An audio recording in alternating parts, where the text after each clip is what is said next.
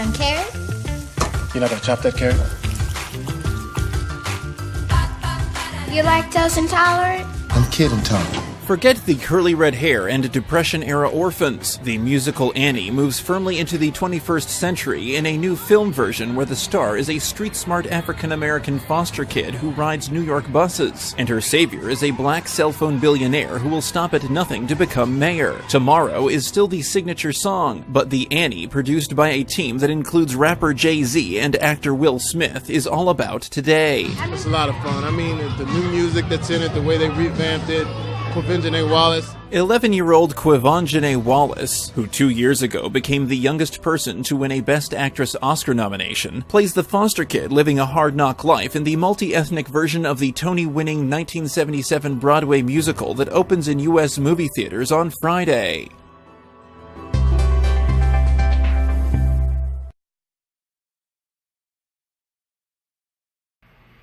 Hi, thank you for coming back to watch. What I wanted to do was just take the time to put together this video that's been on my heart. When I saw the beginning of the new Annie movie, I wasn't able to watch it because I saw how they were trying to flip the script and desensitize people to the human trafficking that is going on all around the world today, and trying to make money off of this. They have been writing the narrative. They have been the producers of the videos having to do with our families, and they are impacting the social norms. They have a large, big impact on the social norms that are ever changing, and so we have to take the pens back. We have to take the pencils back. We need to take the cameras back and become our own producers, become the writers to our own stories. We are the authors. So no more of just going along with what everyone says and thinks. No, we need to be the ones who use our own minds. We can think critically. We have a conscience, all of us do, and we know when we are harming someone else, we are causing someone to suffer, that this is not okay, and it needs to stop.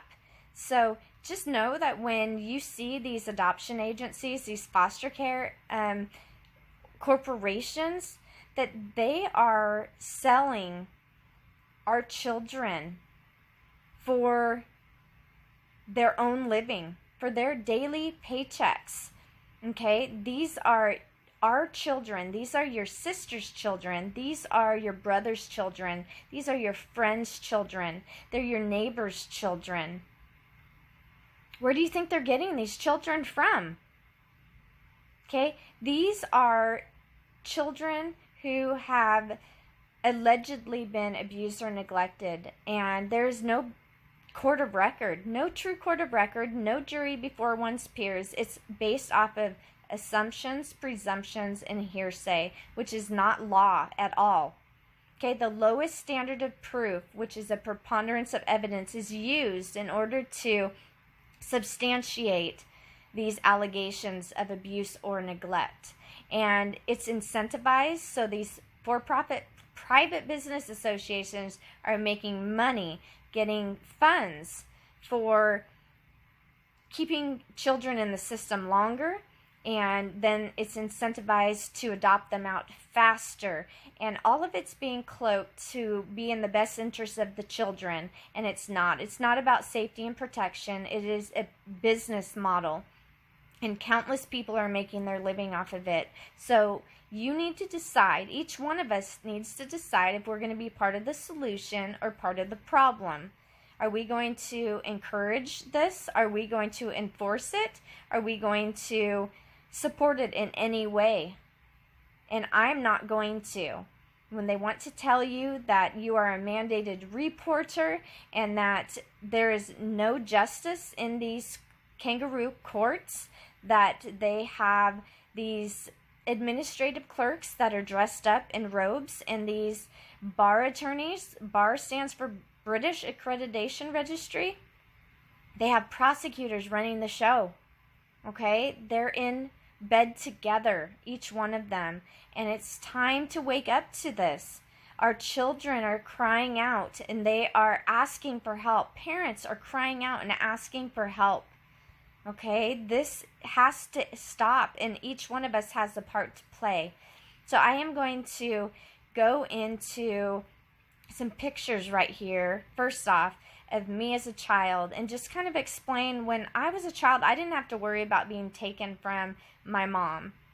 I didn't know of any other children who were being investigated or were going to be taken or were taken by this for-profit corporation.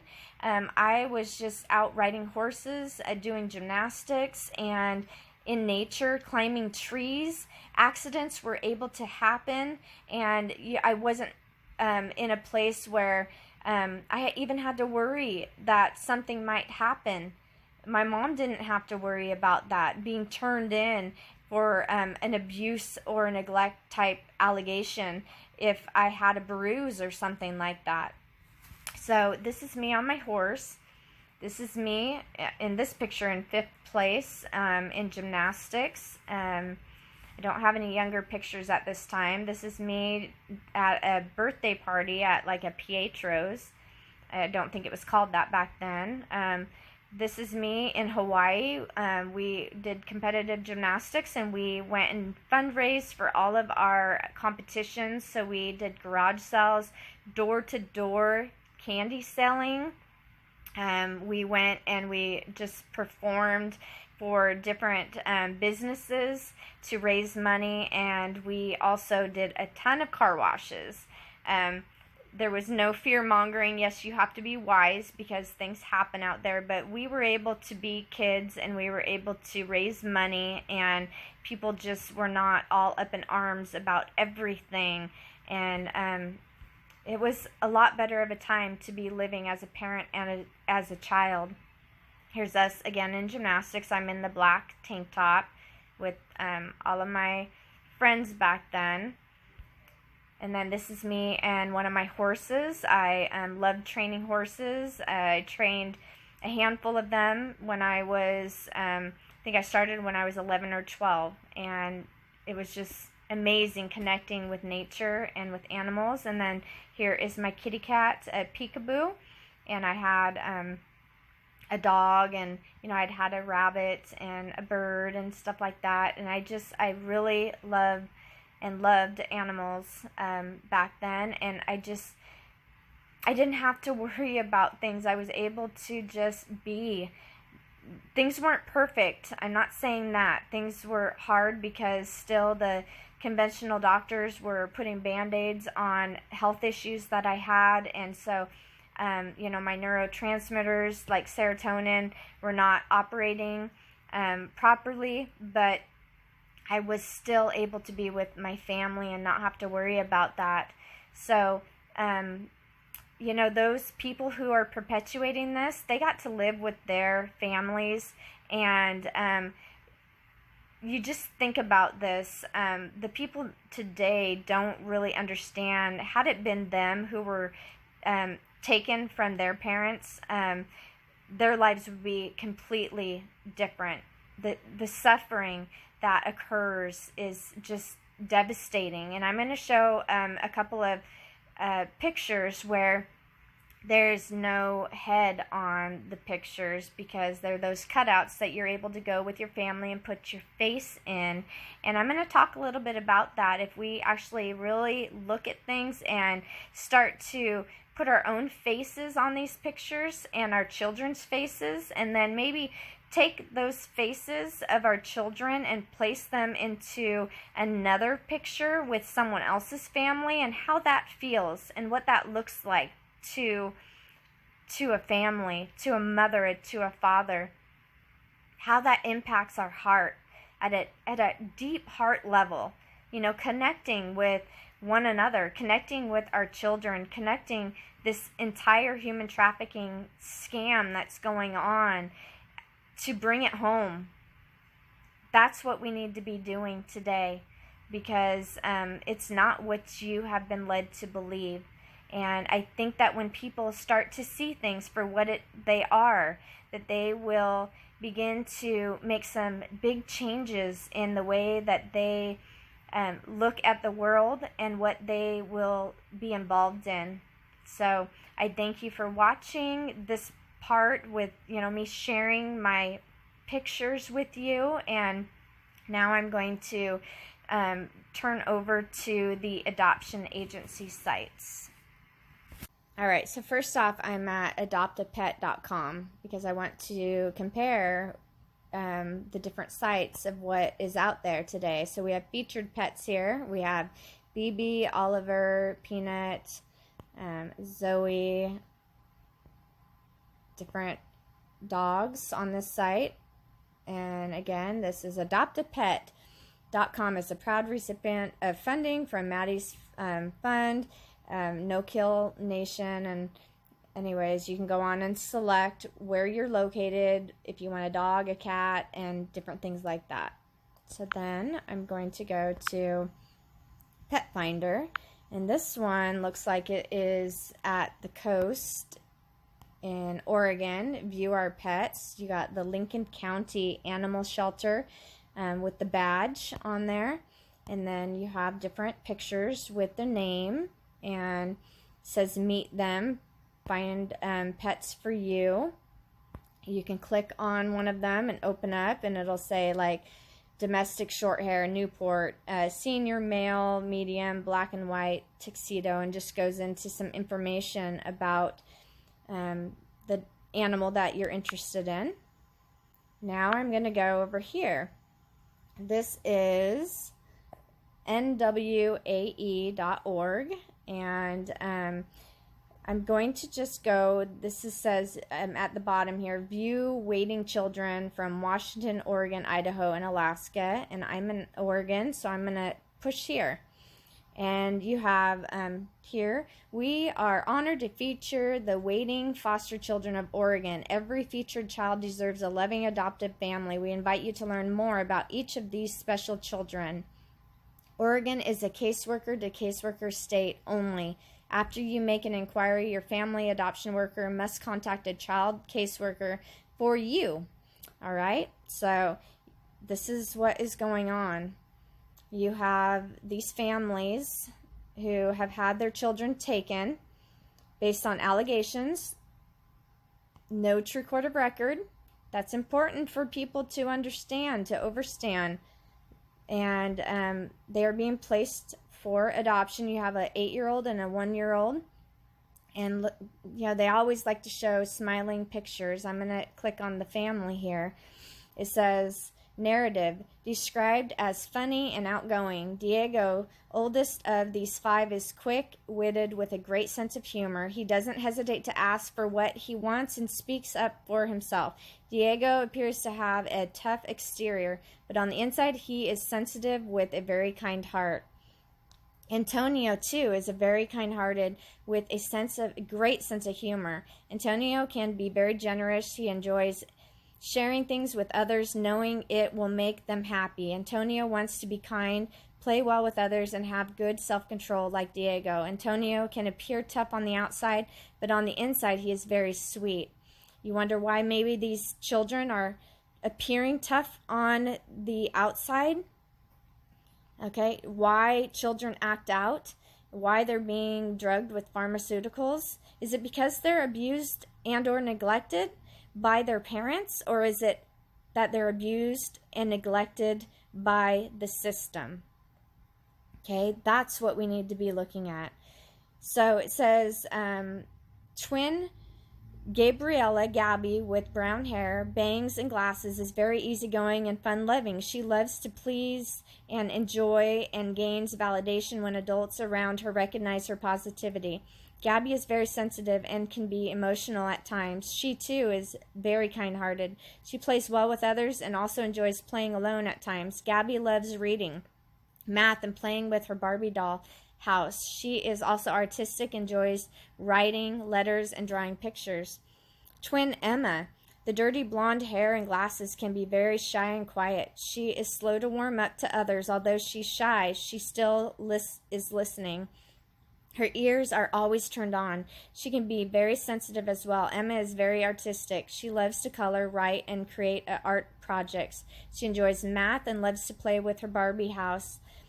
Emma enjoys staying outside, riding bikes, and riding scooters. Gabby and Emma are fraternal twins.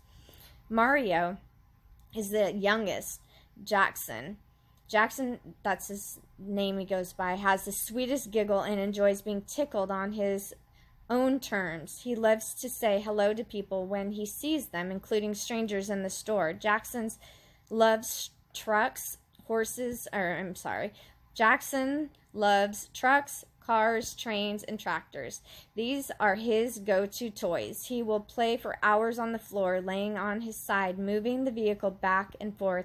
He loves to watch the wheels turn too. Jackson can be very friendly, but also struggles with sharing with his peers.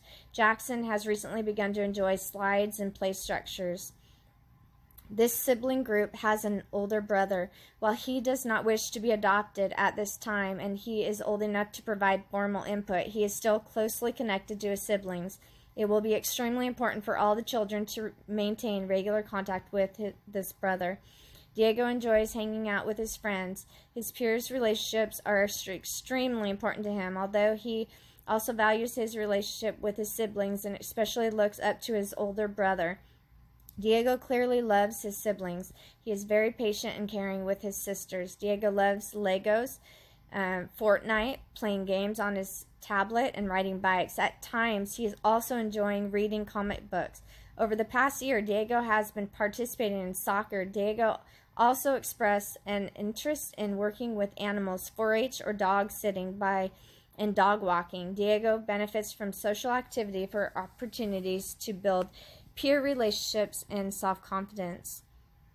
And it just goes down a list of more about the children. It says, while they are not able to be placed together at this time, the hope is to find them an adoptive family altogether. It will be important for the children to be placed with a family that will foster connection with important relatives in their lives.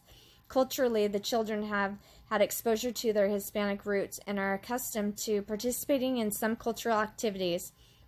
While all the children were accustomed to Spanish being spoken in the home, Diego is the only one who is able to understand some Spanish.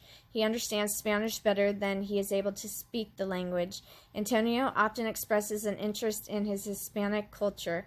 The girls haven't expressed much interest at this point in learning about their culture, but it will be important for the future. The children would benefit from a tight-knit family who participates in frequent activities together, strengthening bonds between family members. They will also benefit from caregivers who are able to provide an individualized one-on-one time with each child. All the children will need ongoing assistance as they enter new forever relationships and work through emotions via a slow transition. If you are a family who can provide warm and loving, consistent structure, parent a large sibling group with different emotional and behavioral needs, offer children opportunities and encouragement to support them in reaching their full potential, and foster sibling relationships, then you may be the perfect family for Diego, Antonio, Gabriela, Emma, and Jackson. All right. I really just want people to see what is going on here.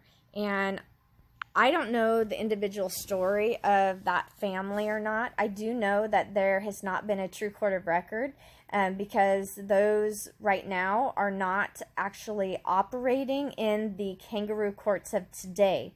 Now, the people have formed the common law courts, and they are open and operational. But these people in seats of power are trying to ignore what's going on.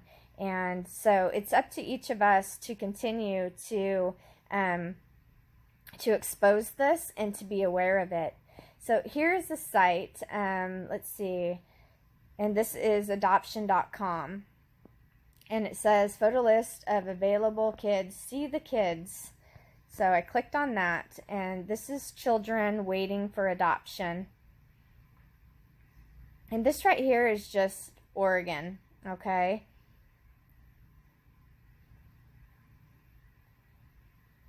I'm sorry, but this is not okay. It's disgusting. It's sick. and our children are not for sale. And adoption and foster care and all of that are unlawful acts. The fundamental rights for parents to parent their children and to make decisions on how to raise them, how to treat them medically, how to educate them, is solely the responsibility of the parent. And where there needs to be support, where there needs to be people to come in alongside to help in any way, like communities are supposed to, then it should be us individually to come alongside one another. And it's going to take some time for us to all connect again, because we've been so systematically disconnected that we have to start stepping up to the plate. But we have to see that we are not able to cause harm and suffering in others. No, we need to come together in love and help people men and women who have been born into situations that make it challenging. And the young girl I'm going to play the speech here right before I end, she hit on that as well, is that any one of the children that she's talking about in her speech about those in poverty would be the same as what I was talking about with being adopted out. If we were born in a certain time, like today, if we were born in a certain place, we could be those children right here on this page. That could be us right here. Okay, Jasmine, that could be me. That could be you being adopted out. You have no voice in these kangaroo courts, and either do your parents, and either do your elderly that are out being traded back and forth like they are nothing. And it's time to wake up, and it's time to do our parts to put an end to this. So I hope that this helped you to really look at what's going on. I'm going to real fast look at the clip art like I was talking about, and then I'm going to play the speech and end with a song. Thank you. All right, so what I did is I just went onto Google and I looked at family pics, woodcut out, like no faces. And here's like heroes. You could become one of the Avengers. Welcome to the carnival. That's a mom and a dad. You have a Christmas cutout. There's one here, the face cutout. I'm not sure what they're doing. There's a whole bunch of food and different things. I had a couple of others. Here's one on the boat. So that could be like the mom, the dad, and one of our children. Right here we have a farm where everyone's an animal. Up here you have in Australia a bunch of animals, a wildlife park. Right here you have seaside, the frolics, just little family portraits. Just really think about how that would feel if, like I said, your own children were just cut out of that and placed into someone else's picture.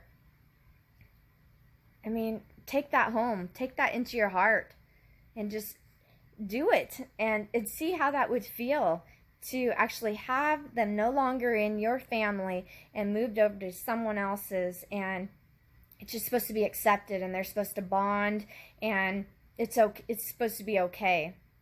It's normal that they're wetting the bed now. It's normal that they're acting out. They've been abused and neglected. They're abused and neglected children. We should expect them to act this way.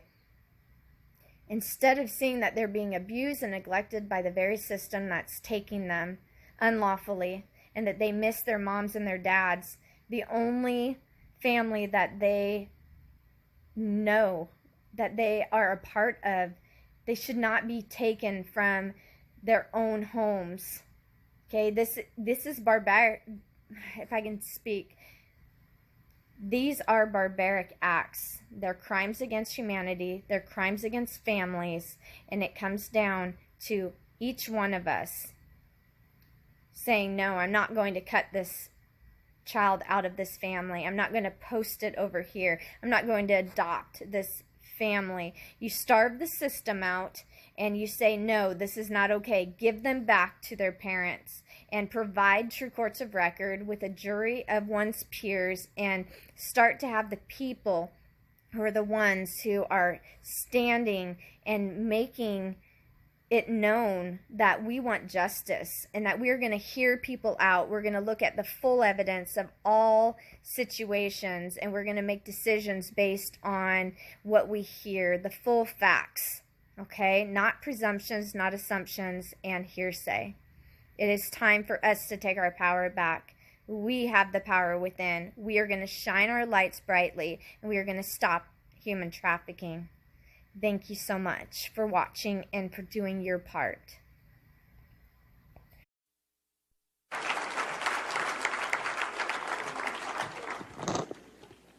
Hello, I'm Severin Suzuki, speaking for ECCO, the Environmental Children's Organization. We're a group of 12 and 13-year-olds trying to make a difference. Vanessa Seti, Morgan Geisler, Michelle Quigg, and me. We've raised all the money to come here ourselves, to come 5,000 miles to tell you adults you must change your ways. Coming up here today, I have no hidden agenda. I am fighting for my future. Losing my future is not like losing an election or a few points on the stock market. I am here to speak for all generations to come. I am here to speak on behalf of the starving children around the world whose cries go unheard. I am here to speak for the countless animals dying across this planet because they have nowhere left to go. I am afraid to go out in the sun now because of the holes in our ozone. I am afraid to breathe the air because I don't know what chemicals are in it. I used to go fishing in Vancouver, my home, with my dad, until just a few years ago we found the fish full of cancers. And now we hear of animals and plants going extinct every day, vanishing forever. In my life, I have dreamt of seeing the great herds of wild animals, jungles and rainforests full of birds and butterflies. But now I wonder if they will even exist for my children to see. Did you have to worry of these things when you were my age? All this is happening before our eyes, and yet we act as if we have all the time we want and all the solutions. I'm only a child, and I don't have all the solutions. But I want you to realize, neither do you.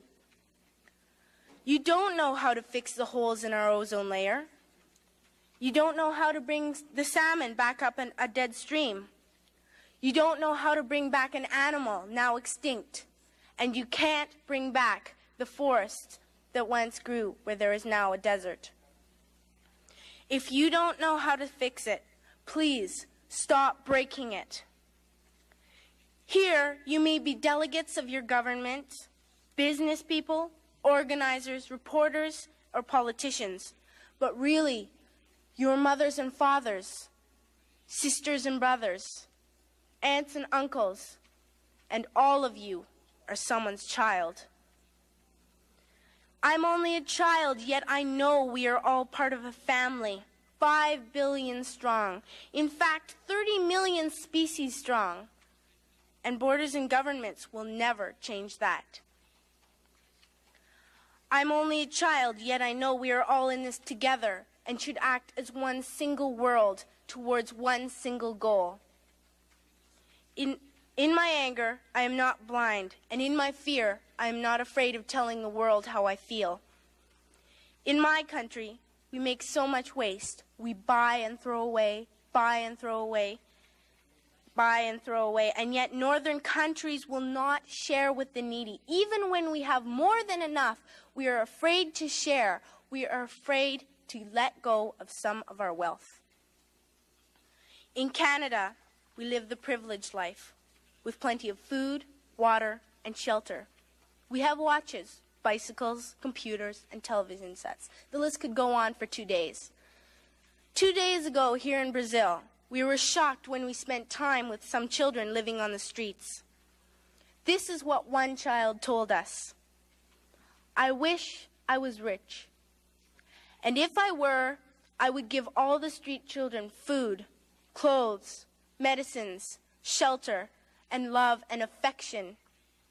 If a child on the streets who has nothing is willing to share, why are we who have everything still so greedy? I can't stop thinking that these are children my own age, that it makes a tremendous difference where you are born, that I could be one of those children living in the favelas of Rio. I could be a child starving in Somalia, or a victim of war in the Middle East, or a beggar in India. I am only a child, yet I know if all the money spent on war was spent on finding environmental answers, ending poverty, and finding treaties, what a wonderful place this earth would be. At school, even in kindergarten, you teach us how to behave in the world. You teach us not to fight with others, to work things out, to respect others, to clean up our mess, not to hurt other creatures, to share, not be greedy. Then why do you go out and do the things you tell us not to do? Do not forget why you are attending these conferences, who you're doing this for. We are your own children. You are deciding what kind of a world we are growing up in. Parents should be able to comfort their children by saying, everything's going to be all right. It's not the end of the world, and we're doing the best we can. But I don't think you can say that to us anymore. Are we even on your list of priorities? My dad always says, you are what you do, not what you say. Well, what you do makes me cry at night. You grown-ups say you love us, but I challenge you, please, make your actions reflect your words. Thank you.